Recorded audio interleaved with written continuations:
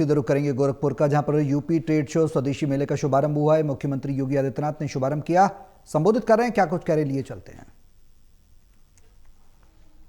प्रदेश सरकार की zero tolerance की नीति के तहत जो कार्यक्रम आगे बढ़े, उसका परिणाम है कि सुरक्षा का माहौल मिला। सरकार ने नियमों में शिथिलता की, सरलीकरण किया, ईज ऑफ डूइंग बिजनेस को बेहतर किया। एमएसएमई सेक्टर में जो भी उद्यम लगाना चाहते हैं उनको 1000 दिनों तक यूनिट लगाने की पूरी छूट दी और कहा गया 1000 दिनों तक आप अपना एनओसी लेते रहिए, आप उद्यम लगा करके अपना प्रोडक्शन प्रारंभ करिए, आपको कोई परेशानी नहीं होगी। परिणाम है आज यही प्रदेश जहां पर कभी जो पहले एमएसएमई का एक क्लस्टर माना जाता था, वह उत्तर प्रदेश में धीरे धीरे करके ये बंदी के कगार पर जा चुका था। आज उस उत्तर प्रदेश में फिर से 96 लाख एमएसएमई यूनिट यानी छोटे छोटे लघु, सूक्ष्म और मध्यम उद्यम 96 लाख की संख्या में फिर से पुनर्जीवित हुए और 2 करोड़ से अधिक लोगों को इसमें सीधे सीधे नौकरी और रोजगार की गारंटी प्राप्त हुई। आप अनुमान करिए, कृषि के बाद सर्वाधिक रोजगार सृजन करने वाला कोई सेक्टर उत्तर प्रदेश के अंदर है तो वह सूक्ष्म लघु मध्यम उद्यम का ये क्षेत्र है, जिसने बड़े पैमाने पर रोजगार दिया। और ये केवल रोजगार आज का नहीं, संकट के समय का रोजगार है। कोरोना में जब 40 लाख से अधिक कामगार और श्रमिक जो अन्य राज्यों में कार्य करते थे वापस उत्तर प्रदेश में आए, तो उस समय उत्तर प्रदेश के अंदर हम लोगों ने एमएसएमई सेक्टर का यह आह्वान किया था और मैंने उस समय कहा था कि कम से कम एक कारीगर को, एक हस्तशिल्पी को अपने यहां काम पे लगाइए। और मैं धन्यवाद दूंगा एमएसएमई यूनिट का, उन्होंने उस समय जहां भी कोई काम मांगने के लिए गया उन्होंने उसे रखा और परिणाम था उत्तर प्रदेश का 40 लाख कारीगर और जो भी नौजवान था वह उत्तर प्रदेश के अंदर ही काम पाने में उसे सफलता प्राप्त हुई। आत्मनिर्भरता यहां से शुरू होती है। आत्मनिर्भरता हर एक क्षेत्र में आज उत्तर प्रदेश उसका एक मॉडल बनता जा रहा है।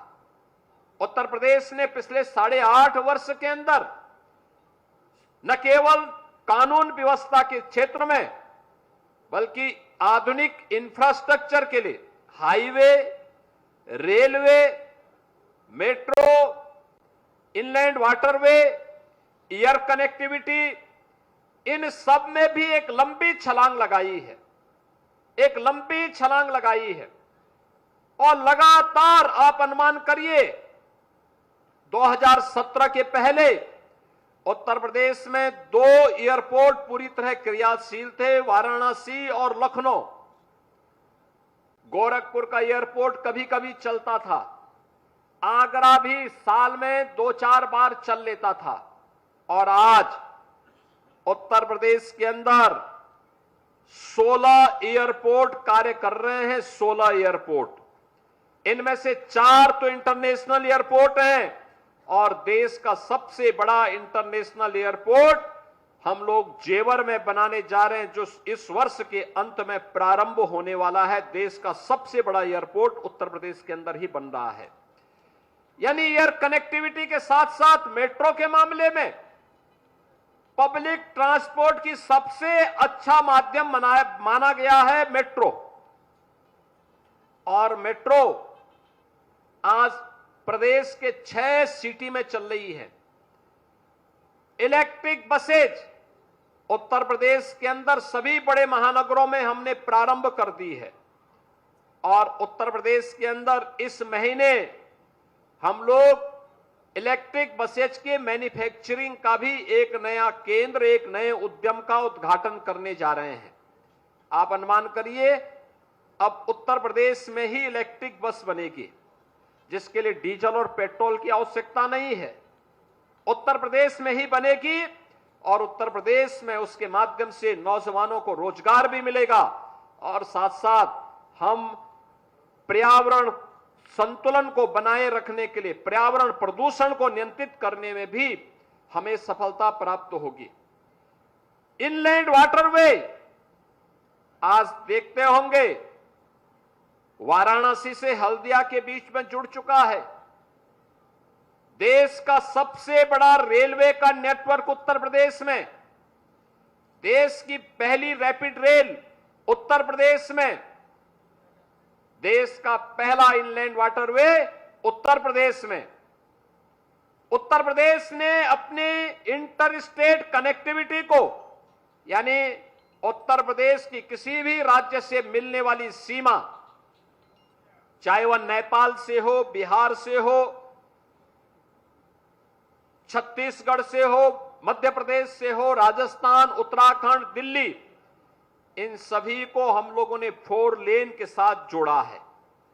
हर जिला मुख्यालय को 4 लेन की कनेक्टिविटी के साथ जोड़ा है। हर तहसील और ब्लॉक मुख्यालय को 2 लेन के साथ जोड़ने का कार्य किया गया है।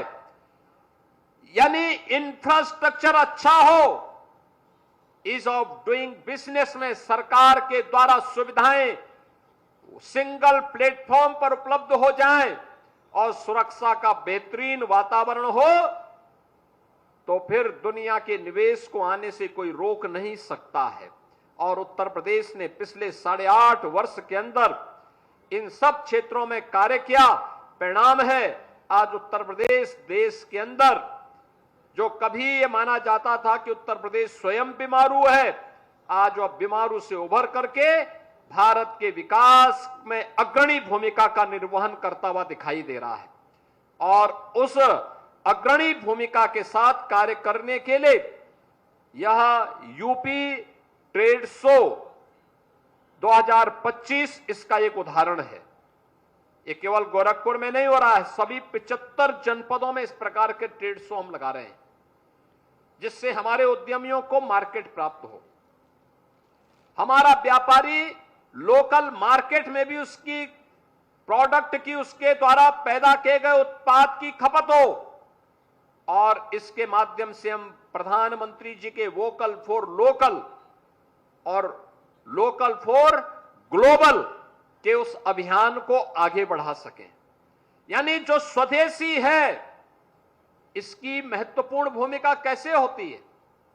यानी स्वदेशी है क्योंकि हमारे श्रमिकों का श्रम का पसीना और हमारे व्यापारी और उद्यमियों का पैसा उसमें लगा है। यानी इसका मुनाफा भी हमारा ही व्यापारी और हमारा ही श्रमिक प्राप्त करेगा। भारत का पैसा भारत के अंदर लगेगा तो भारत आत्मनिर्भर होगा। अगर भारत का पैसा मुनाफे के रूप में दुनिया में किसी मार्केट में चला जाएगा, किसी देश में जाएगा, तो यही मुनाफे का पैसा बाद में भारत के खिलाफ अलगाववाद, नक्सलवाद और आतंकवाद में खर्च होता है। यही पैसा दुरुपयोग होता है। ये